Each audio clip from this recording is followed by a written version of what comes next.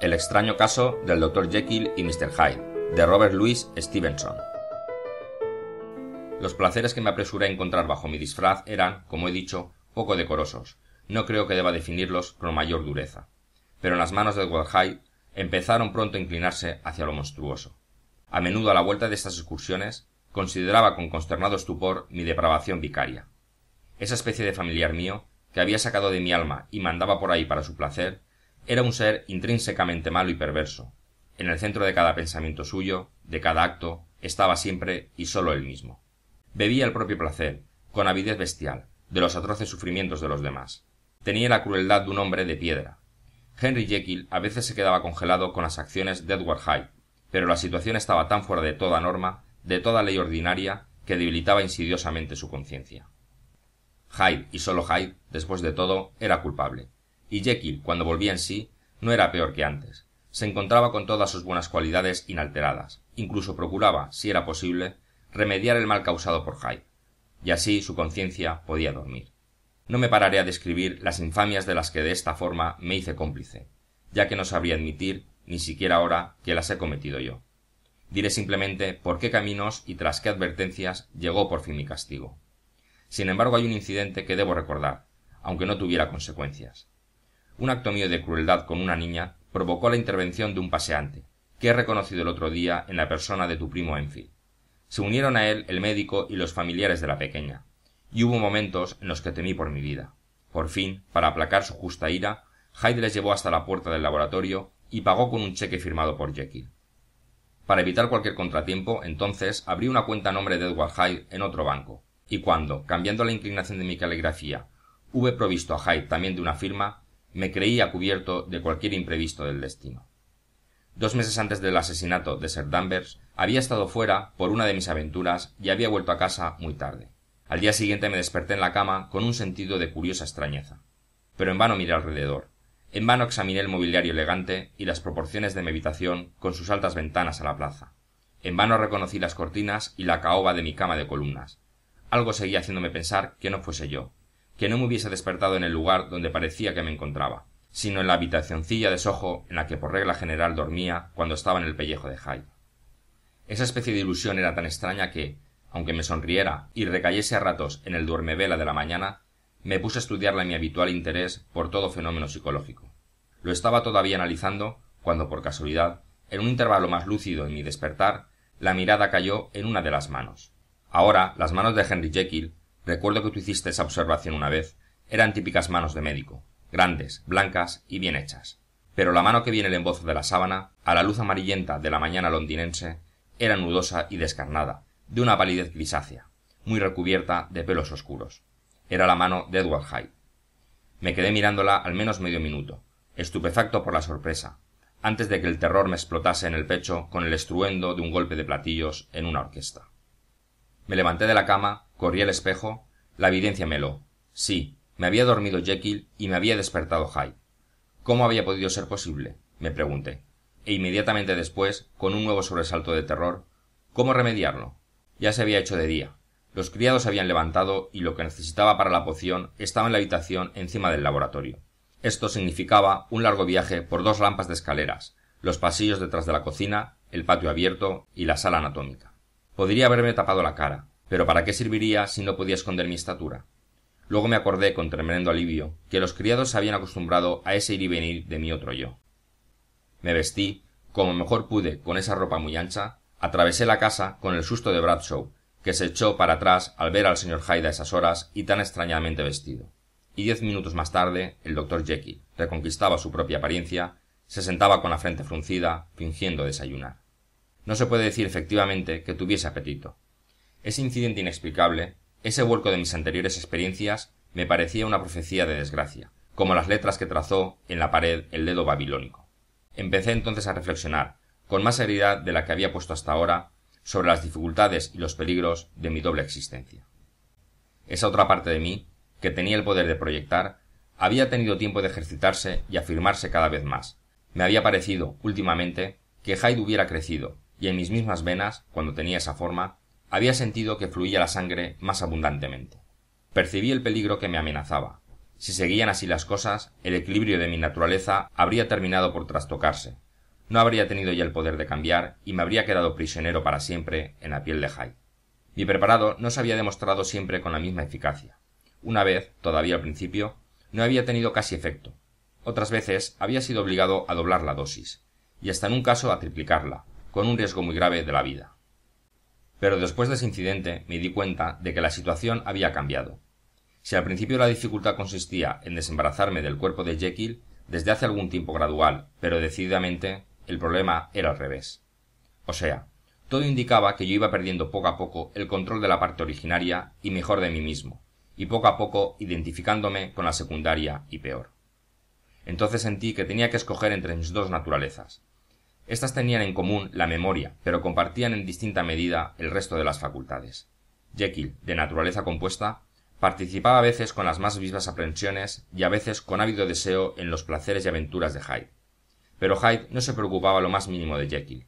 Al máximo lo recordaba como el bandido de la sierra recuerda la cueva en la que encuentra refugio cuando lo persiguen. Jekyll era más interesado que un padre, Hyde más indiferente que un hijo. Elegir la suerte de Jekyll era sacrificar esos apetitos con los que hace un tiempo era indulgente, y que ahora satisfacía libremente. Elegir la de Hyde significaba renunciar a miles de intereses y aspiraciones, convertirse de repente y para siempre en un desecho, despreciado y sin amigos. Parecía que se iba a imponer la primera elección, pero hay que colocar algo más en la balanza. Mientras Jekyll hubiese sufrido con agudeza los escozores de la abstinencia, Hyde ni siquiera se habría dado cuenta de lo que había perdido. Aunque las circunstancias fuesen singulares, los términos del dilema eran, sin embargo, banales y tan antiguos como el hombre. Todo pecador tembloroso, en la hora de la tentación, se encuentra frente a las mismas adulaciones y a los mismos miedos, y luego éstos tiran los dados por él. Por otra parte, lo que me sucedió, como casi siempre sucede, fue que escogí el mejor camino, pero sin tener luego la fuerza de quedarme en él. Sí, preferí al maduro médico insatisfecho e inquieto, pero rodeado de amigos y animado por honestas esperanzas, y di un decidido adiós a la libertad, a la relativa juventud, al paso ligero, a los fuertes impulsos y secretos placeres de los que gocé en la persona de Hyde. Hice esta elección, quizá, con alguna desconocida reserva. No cancelé el arrendamiento de la casa de Soho, no destruí las ropas de Hyde, que tenía la habitación de encima del laboratorio. Durante 2 meses, sin embargo, me mantuve firme en mi resolución. Durante 2 meses llevé la vida más austera que jamás hubiera llevado, y tuve como recompensa las satisfacciones de una conciencia tranquila. Pero mis miedos, con el tiempo, se debilitaron. Las alabanzas de la conciencia, con la costumbre, perdieron eficacia. Empecé, por el contrario, a ser atormentado por impulsos y deseos angustiosos, como si el mismo Hyde estuviera luchando para liberarse, y al final, en un momento de flaqueza moral, de nuevo preparé y bebí la poción. No creo que el borracho, cuando razona consigo de su vicio, se preocupe alguna vez realmente de los peligros a los que se expone en su estado de embrutecimiento. Tampoco yo nunca, aunque a veces hubiese reflexionado sobre mi situación, había tenido suficientemente en cuenta la completa insensibilidad moral y la enloquecida predisposición al mal, que eran los rasgos dominantes de Hyde. Por esto me vino el castigo. Mi demonio había estado encerrado mucho tiempo en la jaula y escapó rugiendo. Inmediatamente fui consciente, incluso antes de haber terminado la poción, de una más desenfrenada y curiosa voluntad de mal. Y esto quizás explica la tempestad de intolerancia, de irresistible aversión, que desencadenaron en mí las maneras correctas y corteses de mi víctima.